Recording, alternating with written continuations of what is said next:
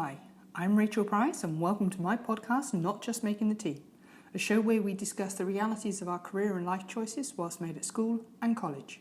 It's all about celebrating the parts that don't go to plan as much as those which do.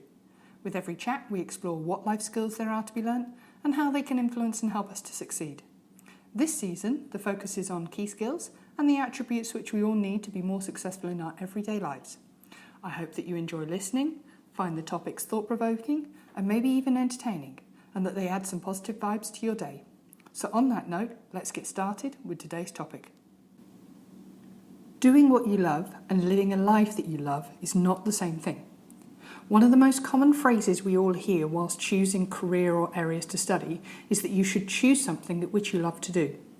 We've all heard it, that when you do what you love, you'll never work a day in your life. But is that actually really true?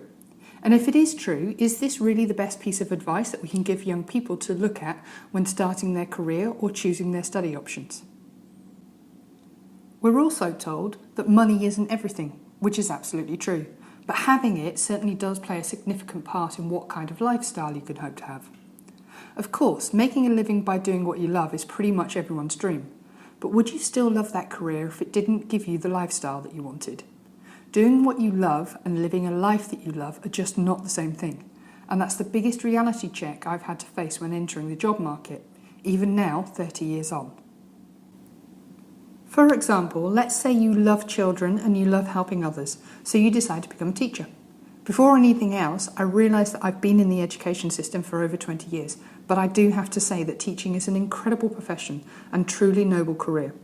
You would be hard-pressed to find a job that's more fulfilling than teaching. However, let's say that you also love to travel, experience different cultures and see the world. Are you going to be able to do that on a teacher's salary? Unfortunately, the financial reality says that you most likely won't. While this is by no means true for every teacher, and finances include far more than just your main source of income, whether it's savings, part-time jobs, partners, etc., it's a good general assumption that most teachers aren't able to live a lifestyle that includes large expenses, such as lots of travels to exotic places. But now let's look at it from the other side. You have the vision of your perfect lifestyle. You want a nice house, expensive car, and money to travel the world. So you pursue a high-paying job in the corporate world. As most of us know, being at the top of the corporate world doesn't happen overnight. Most of your early years, and to be honest, the majority of your career, will consist of late nights, early mornings, and maybe sometimes even falling asleep at your desk. After a few years, you might be financially comfortable as you want, but will you have had the free time and the flexibility to really enjoy it? Will it be worth it if you have less time at home or with your friends or your family? But now let's look at it from the other side.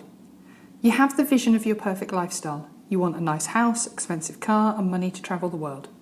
So you pursue a high-paying job in the corporate world. As most of us know, being at the top of the corporate world doesn't happen overnight. Most of your early years, and to be honest, the majority of your career, will consist of late nights, early mornings, and maybe sometimes even falling asleep at your desk. After a few years, you might be financially comfortable as you want, but will you have had the free time and the flexibility to really enjoy it? Will it be worth it if you have less time at home or with your friends or your family? So what is the solution to this dilemma? How do we find the middle ground here? What's the solution to this dilemma that we all have to face at some point in our lives? If not once, but several times over. Honestly, there's no one-stop answer for this question. But one thing we can do to help meet in the middle is to stop telling people to do what they love. Figuring out what you love to do is a great starting point, but it's absolutely not the be-all and end-all, and neither is your salary. What we should start asking ourselves is, what do I love to do that will give me a life that I actually enjoy living? And then to understand that it doesn't have to be one or the other. I certainly wouldn't want to encourage the idea that you're either working a low-paying job with plenty of meaning or a high-paying job without fulfillment. That's so far from the truth. You can absolutely be a teacher and still travel. After all, teachers have a summer vacation which gives them more time off than most corporate jobs typically do. And on the other hand, there are plenty of people working their way up the corporate ladder and still spending time with their families and friends. And there are plenty of other careers and professions that have similar factors as these two. What I'm trying to say is that by focusing on the aspects of a profession rather than the specific job itself, it can help you find what the middle ground is. And to figure out those aspects, we should encourage people to think about the lifestyle that they'd love to have and then the things that they need to do to get there. Maybe, just maybe, if we start by narrowing down what we're looking for as far as a lifestyle, then we'll have a better chance of finding a career that gives us both. This isn't an easy task by any means, and of course sacrifices will still need to be made. Money is not everything, but it does matter more than we like to think. And, as an older adult still figuring things out, here's the one piece of advice I wish someone had given me. Choose your lifestyle, your values and your goals, and your career path and career choice will follow. So that's our topic for today. I hope you found it interesting and helpful. Thank you for taking the time to listen. If you've enjoyed this episode, then subscribe and get new episodes sent to you weekly. You can do that for free via Apple Podcast, Spotify, Google Podcast and more.